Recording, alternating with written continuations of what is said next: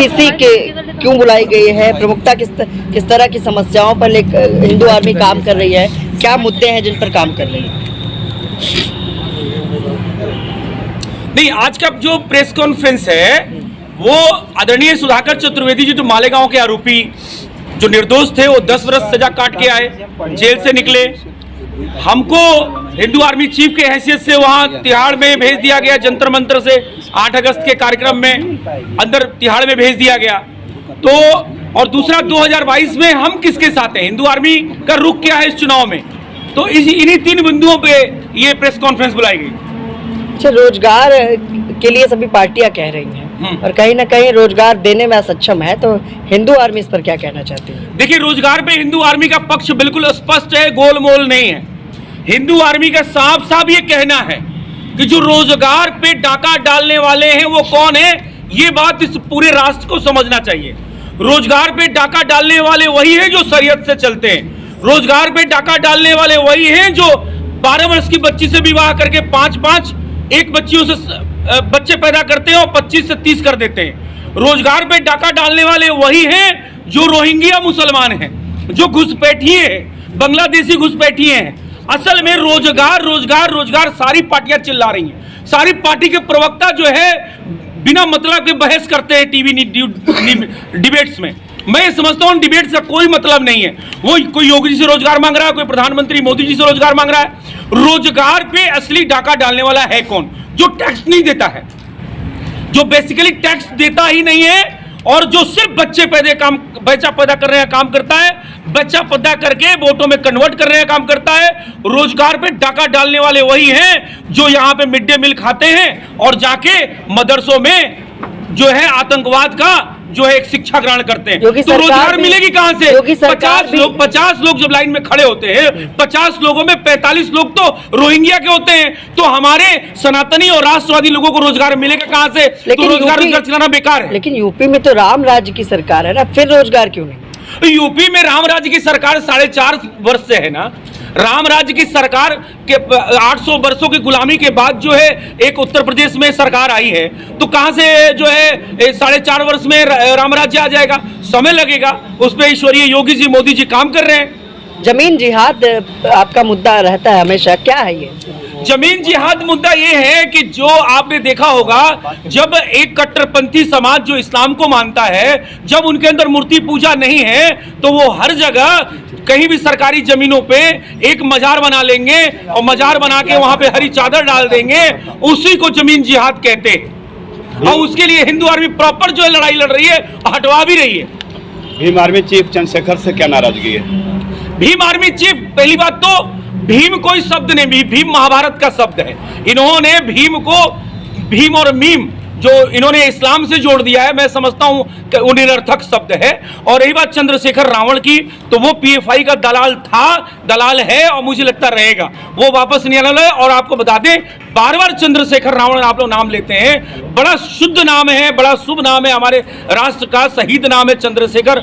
जो चंद्रशेखर आजाद रूप चंद्रशेखर तिवारी हुआ करते थे। और रावण हमारे, ठीक है, वो विधर्मी था, उन्हें किडनैप किया सीता का और उसमें राम ने वध किया, लेकिन वो महाज्ञानी था, उसके जूते के धूल में भी नहीं है ये चंद्रशेखर रावण उर्फ नसीमुद्दीन। तो नाराजगी तो रहेगी, ये जात पात में हम लोग को बांटने का काम कर रहा है, तो नाराजगी क्यों नहीं रहेगी चंद्रशेखर रावण से? बिल्कुल। मदरसों को किस तरह से आप लोग देख रहे हैं? मदरसे आतंकवाद का एक ऐसा विद्यालय है, जितने भी घुसपैठिए हैं वहां पे आतंकवाद की शिक्षा दी जाती है।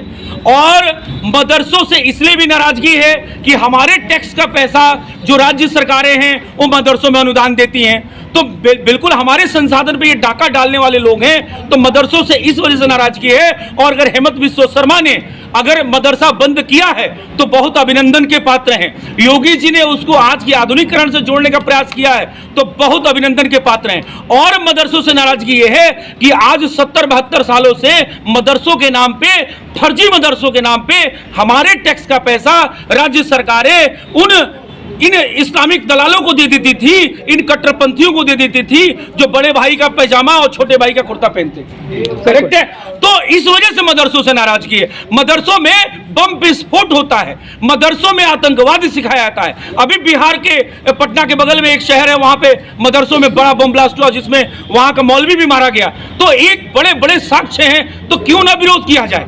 गोल मोल बात करना हिंदू आर्मी काम नहीं है। बिल्कुल। 21 वर्ष की आयु पे जो आप लोगों का एक मुद्दा है कि जनसंख्या नियंत्रण को लेकर कि लड़कियों की शादी 21 वर्ष की आयु पे होनी चाहिए, बताइए क्या कहना। देखिए 21 वर्ष के लिए तो मोदी जी अभिनंदन के पात्र हैं। उन्होंने कहीं ना कहीं जो है एक बहुत बड़ा जो लड़कियों को आत्मनिर्भर बनाने का काम किया है, ये बहुत ही सुंदर कार्य है। मैं अभिनंदन करता हूं इस कानून के लिए, लेकिन इस कानून का सख्ती से पालन होना चाहिए। लेकिन इस कानून के साथ हमारे संस्थापक हिंदू आर्मी सुनील त्रिपाठी जी और राष्ट्रीय संयोजक सुधाकर चतुर्वेदी जी ने हमें यह सुझाव दिया है हिंदू आर्मी को कि इस मांग को भी हम दोहराएं कि सिर्फ न्यूनतम आयु लड़कियों की न तय किया जाए, जो बड़े भाई का पैजामा और छोटे भाई का कुर्ता पहन के और दाढ़ी रख के और जो गोल टोपी पहन के सफेद टोपी पहन के आते हैं और 75 वर्ष के होने के बावजूद 65 वर्ष के होने के बावजूद जो 14 वर्ष की बच्ची से विवाह करते हैं, जबकि उसका मानसिक तौर और शारीरिक तौर पर वो तैयार नहीं होती है। तो इस मुद्दे की भी मांग हम कर रहे हैं योगी जी से और मोदी जी से कि आप न्यूनतम आयु लड़कियों की आपने तो तय कर दी, अभिनंदन के पात्र हैं, लेकिन इन जो आक्रांता हैं जो आज भी जो है हमारे संसाधन पे पल रहे हैं, हमारे टुकड़ों पे पल रहे हैं, इन आक्रांताओं का जो जनसंख्या बढ़ाने का लक्ष्य है इसको कम करिए और इनकी आयु बिल्कुल ही 65 और 70 वर्ष ये जो 14 वर्ष से कर लेते हैं उसको अपराध की श्रेणी में और जेल डालने की श्रेणी में आपको कानून लाना चाहिए। बॉलीवुड जिहाद भी मुद्दा रहा है आपका, किस तरह का मुद्दा है ये और बॉलीवुड जिहाद क्या है? देखिए बॉलीवुड जिहाद भी यही इस्लामिक, सारे वही इस्लामिक कट्टरपंथी यही आक्रांता है। ये कभी अपने प्रॉफिट मोहम्मद पे सिनेमा नहीं बनाते, ये कभी राधे बनाएंगे तो बजरंगी भाईजान बनाएंगे। अरे मेरे बजरंग बली भाईजान कहां से हो गए आप मुझे बताइए। तो ये विभिन्न तरीके से ये फिल्मों के अंदर उर्दू जिहाद करते हैं। और जी जी अब आप आमिर खान की देखिए, हमारे संस्थापक जी कह रहे आमिर खान ने अभी तीसरी विवाह किया हुआ। आप मुझे बताइए कि देश में उसके करोड़ों फॉलोवर हैं, आज हिंदू समाज जो सनातन समाज के बच्चे हैं वो क्या सीखेंगे कि हाँ हमें 3 विवाह करना चाहिए। हमारी प्रथा में 3 विवाह तो नहीं है। ये सब विधर्मी है। बॉलीवुड बहुत बड़ा जिहाद है, बहुत बड़ा षड्यंत्र है हमारे सनातन संस्कृति को तोड़ने का। फिल्मों के माध्यम से ये बहुत बड़ा षड्यंत्र चल रहा है। और ये जो हम लोगों ने बॉलीवुड जिहाद के बारे में बात की थी, इन्होंने कैंपेन चलाया, उसका एक बहुत बड़ा इम्पैक्ट आपने देखा होगा। आपको बहुत सारे राष्ट्रवादी लोग जो बॉलीवुड में थे वो राष्ट्रवाद की बात करने लगे। चाहे आप कंगना रनौत को ले लीजिए, चाहे आप अभी कैटरीना कैफ ने उससे शादी की, कोई एक एक्टर है विकी कौशल से, तो कहीं ना कहीं घर वापसी का वहाँ भी कार्य चालू हुआ है। कहीं ना कहीं इनके कैंपेन का असर वहाँ तक पहुँचा है। तो हम लोग अगर कुछ कर रहे हैं तो वो वहाँ तक जा रहा है। देखिए हिंदू आर्मी कोई भी कैंपेन अगर चला रही है, चाहे वो जमीन जिहाद का हो, लव जिहाद का हो, लव जिहाद पे आपने देखा कि वो कैंपेन का इतना असर हुआ कि आज योगी जी ने उस पर कानून बना दिया है।